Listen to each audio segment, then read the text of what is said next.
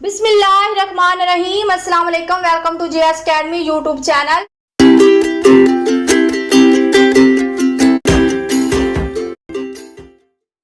Dear student, I hope कि आप सब खैर आफियत से होंगे। आज हम 11वीं क्लास के उर्दू का सबक नंबर 5 के मश्की सवालात हल करेंगे, उसका खुलासा बयान करेंगे और उसके साथ साथ बुक वर्क भी हल करेंगे।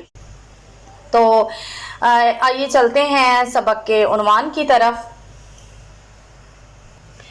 सबक का नाम है अदीब की इज्जत और मुसन्निफ है प्रेमचंद।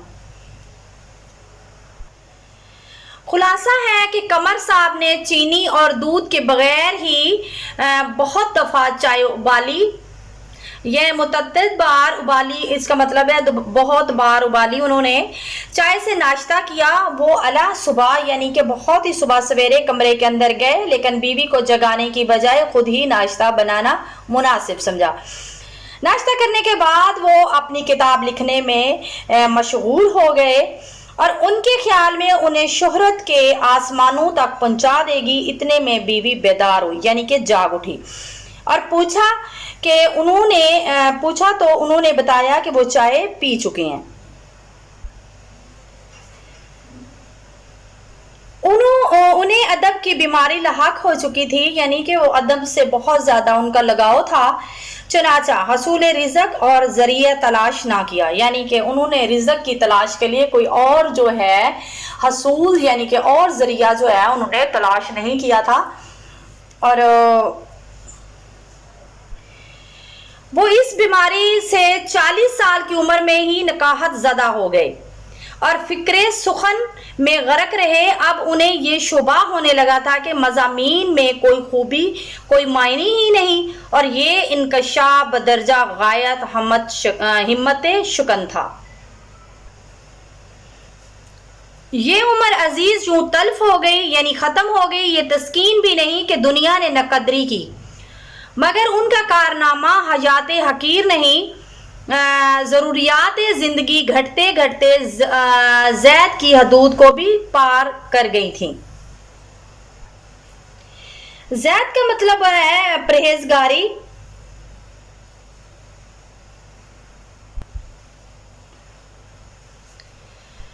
अगर कोई तस्कीन थी तो महज ये कि उनकी रफीकाए हयात तरको एसार में उनसे भी बड़ी हुई थी, यानी कि उनकी जो बीवी थी वो बहुत ही हर हाल में खुश तरको एसार यानी छोड़ना और कुर्बानी देना, इसका मायना ही होता है यानी कि उन्होंने कभी किसी बात पे गुस्सा नहीं किया था, किसी बात पे उन्होंने दिलाजारी नहीं की थी और कभी उन्होंने शिकवा नहीं किया था।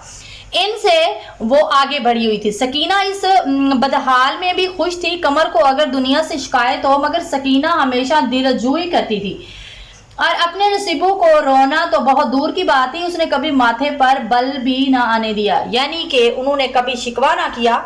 सकीना ने चाय का प्याला समेटते हुए कहा,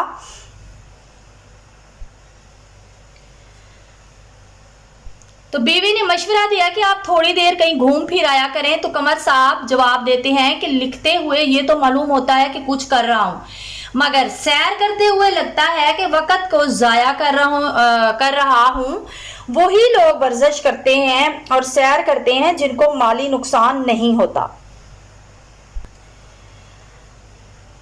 अक्सर सरकारी मुलाजिम जो होते हैं माहवार तनख्वाह मिल जाती है,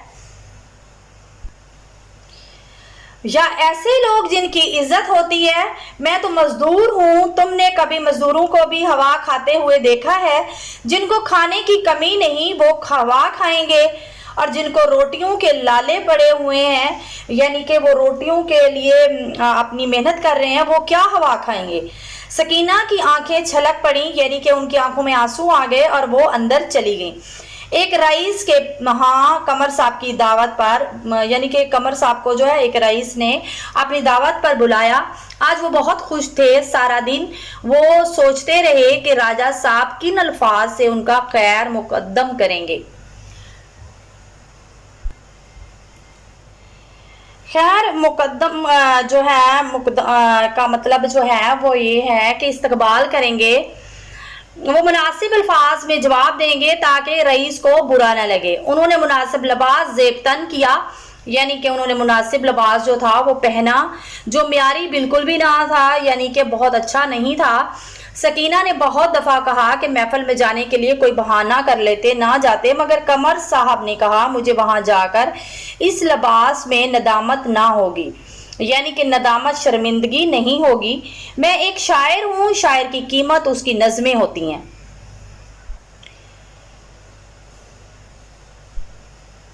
अगर कलाम अच्छा होगा तो मैं नादम नहीं हूँगा, यानी कि शर्मिंदा नहीं हूँगा। सकीना हंसी और कहा क्या सादगी अच्छी चीज़ है, लेकिन ज़्यादातर लोगों की निगाहें मेहमानों के कपड़ों पर होती हैं। और मैं कमर साहब ने एतराफ़ किया और कहा कि मैं चिराग जल जाने के बाद जाऊँगा। कमर साहब की जेब बिल्कुल खाली थी।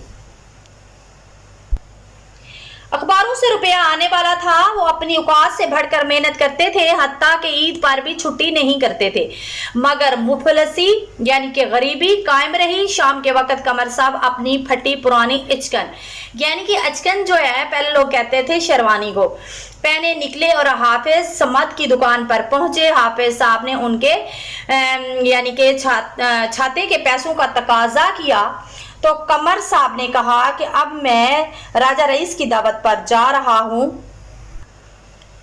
हाफिज समाद ने रईस का नाम सुनकर मरगूब हो गए, यानी कि खुश हो गए, और सिफारिश की कि राजा साहब की नजर करम इधर भी कराइएगा, शायद उनके तुफैल मेरा काम भी चमके। हाफिज समाद के बाद कमर साहब एक कपड़े वाली दुकान पर रुके। उसने भी अपने कर्जे का तकाजा किया तो कमर साहब ने कहा अब मैं राजा रईस के यहाँ दावत पर जा रहा हूँ, वापसी पर तुम्हारे तकाजे पर गौर करूंगा। कपड़े वाला भी बहुत मरगूब हो गया और अवभगत करने लगा। आखिरकार कमर साहब राजा के बंगले के सामने पहुंच गए तो दिए जल चुके थे। अमीरों और रईसों की मोटरें जो उनकी गाड़ियां थी खड़ी थी। दरवाजे पर वर्दी पोश दरबान जो खड़े थे, एक साहब मेहमानों का इस्तकबाल कर रहे थे। कमर को देखकर वो झिझके, फिर उनके सर से पांव तक देखा और कहा आपके पास कार्ड है। साहब की जेब में कार्ड तो था, कमर साहब की जेब में कार्ड था, मगर इस मुतालबे पर उन्हें गुस्सा आ गया और उन्हीं से कार्ड क्यों मांगा गया, दूसरों से कोई पूछता भी नहीं। कमर बोले कि मेरे पास कार्ड कोई नहीं, अगर आप मेरे दूसरों से कार्ड पूछते तो शायद मैं भी इस आपको कार्ड दिखा देता, वरना मैं इसको अपनी तौहीन समझता हूँ। राजा रईस से कह दीजिएगा कि कमर साहब आया था और लौट गया। वो बोले कि नहीं नहीं अंदर चलिए, आप जैसे साहब से तो महफिल की रौनक है, खुदा ने आपको कमाल अता फरमाया। सुभान अल्लाह। इस शख्स ने भी कमर साहब को देखा हुआ नहीं था, मगर उसने वो सब कहा जो एक मुसन्नफ शायर के मुतल्लिक लोग कहते हैं या कहा जा सकता है। कमर साहब अंदर पहुंचे तो बारादरी के सामने वसी और रास्ता अहाते में बिजली के लंप जो थे वो रोशन थे। वस्त में एक हौज था, वस्त यानी के दरमियान में एक हौज था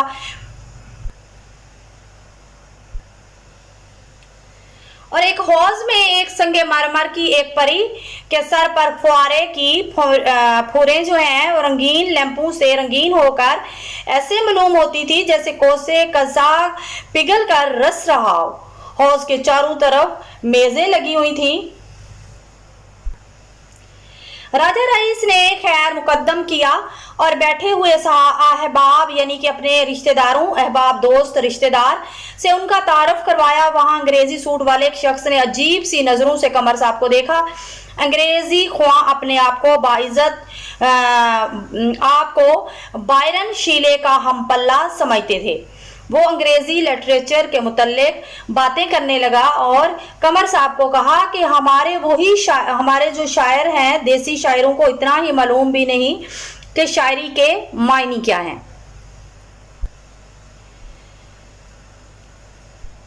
इनका दायरा ही जो विसाल तक महदूद है। कमर साहब ने ईंट का जवाब पत्थर से दिया, लेकिन राजा साहब ने कमर की इस हरकत को नापसंद किया। कुछ और मेहमान भी मगरबी तहजीब के दिलदादा आए, यानी कि जो मगरबी तहजीब है उनके ज़्यादा शौकीन थे या उनके मतलब कि उन्हीं की तरफदारी कर रहे थे, यानी कि उनको मगरब से लगाव था। जिन्होंने कमर साहब को ये समझ लिया समझ कर नज़रअंदाज कर दिया था कि ये शायर हैं। कमर साहब अपनी तज़हीक पर बहुत बददिल हुए, यानी कि अपनी इस तरह की वो बहुत अपनी इज़्ज़त अफजाई पर जो है वो बहुत बददिल हुए। उन्होंने ख़ुद को मलामत किया कि तुम लिखते रहो, तुम्हारा और कोई मुसर्रफ नहीं। फिर जलसा शुरू हो गया। मेहमान खुसूसी जो हैं वो यूरोप से डिग्री लेकर आने वाले शख्स थे। राजा साहब ने लपक कर उनसे हाथ मिलाया, फिर कमर साहब से कहा कि आप अपनी नज़म पढ़िए। कमर साहब ने यह कहकर इनकार कर दिया कि मैं कोई भाट या मिरासी नहीं हूं। वो जल्द ही घर वापस आ गए। सकीना ने जल्द आने की वजह पूछी तो कमर साहब ने कहा कि मुझे आज हमेशा के लिए सबक मिल गया। चिराग हूँ और जलने के लिए बना हूँ। मेरा झोंपड़ा जो है मेरी जन्नत है। मैं भूल गया था कि मगर खुदा ने मुझे भटकने ना दिया। मैंने समझ लिया कि अदबी खिदमत पूरी इबादत है। हल मश्की सवालात है हमारे पास। सवाल नंबर 1 है, कमर साहब ने अपने हंसने के बारे में क्या कहा? इसका जवाब है कि कमर साहब ने बताया कि मीनू मुझे हंसने की नौबत नहीं आती, क्योंकि गरीब थे, सारा दिन कलम संभालते बैठे रहते थे। एक ख्याल में लोग सैर करने, खेलने कूदने, मगर उनके लिए ये सब कुछ हराम था। सवाल नंबर 2 है, कमर साहब रईस के घर कैसे कपड़े पहनकर गए थे? इसका जवाब है कमर साहब के जो कपड़े थे बहुत पुरानी इचकन पहनकर, गर्मी में जो उनको सर्दी हो जाती, गर्मी में भी उनको नज़ला जुकाम हो जाता था और सर दर्द शुरू हो जाता था। यानी कि ना तो वो इचकन जो है वो सर्दी में पहनी जा सकती थी और ना ही गर्मी में। बहुत पुरानी हालत में थी और जूते पुराने बेढंगे से टोपी पहनकर वो रईस के यहाँ चले गए थे। सवाल नंबर 2 है, कमर साहब ने रईस के यहाँ जाते हुए किन लोगों से मिले? जो कमर साहब हैं वो रईस के यहाँ जाने से पहले बाजार के चक्कर लगाए। पहले हाफिज समद से मिले, उसके बाद कपड़े की दुकान पर चले गए और बातचीत की। सवाल नंबर 4 है, कमर साहब ने कार्ड मांगने पर क्या कहा?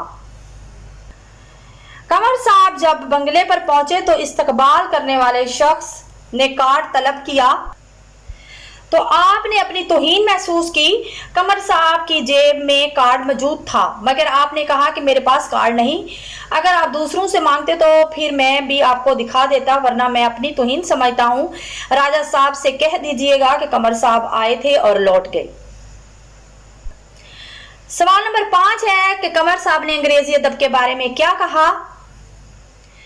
कमर साहब ने अंग्रेजी लिटरेचर के बारे में इतना कहा कि हमारे यहाँ रूहानियत का इतना फुकदान नहीं है कि मगरबी शायरों से भीख मांगे, मगर अब भी मगरब को बहुत कुछ हम सिखा सकते हैं। सवाल नंबर 6 है, कमर साहब ने लिखने पढ़ने के काम को इबादत क्यों कहा? कमर साहब का मौक़िफ़ था कि अदीब की हैसियत जो है चिराग की मानद है। चिराग का काम जलना है और रोशनी बिखेरना है, किसी को भटकने नहीं देता, लिहाजा ये काम इबादत से कम नहीं है। लिहाजा हमारे सवालात मुकम्मल हुए।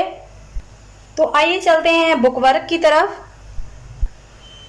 मश्क है हमारे पास, दुरुस्त जवाब पर टिक का निशान लगाएं।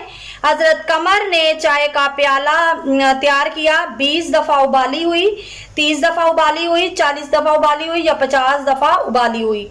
तो उन्होंने काफ़ी दफ़ा चाय उबाली थी, यानी कि 20 दफ़ा उबाली हुई।